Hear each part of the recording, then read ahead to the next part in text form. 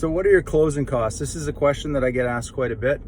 And it's important to know that there's a few hidden costs, so to speak, or things that you need to be aware of. So the very first expense you're going to have is your deposit, which is due 24 hours after the acceptance of an offer. Now, a deposit is usually 5 to 7% of the purchase price. So you need to have that cash on hand, because again, that's going to be by way of a bank draft within 24 hours after purchase, within 24 hours of subject removal, okay?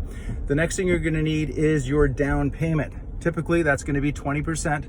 So if you have if you're buying $1 million property, you're gonna need $200,000 in your bank account at the time of closing. So this is cash on hand that you need, all right? The rest is gonna come by way of a mortgage.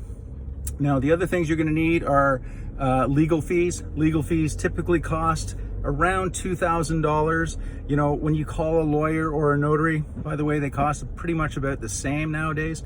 A lot of people think notaries are a lot cheaper. Not necessarily the case.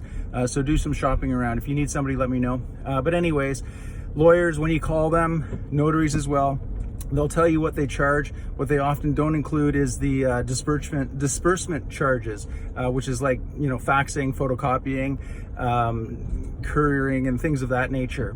So you want to ballpark around 2K. Be prepared for that, all right? And then, of course, you've got your property transfer tax. If you've ever bought a home before, anywhere in the world, you need to pay property transfer tax. So you need to be prepared for that.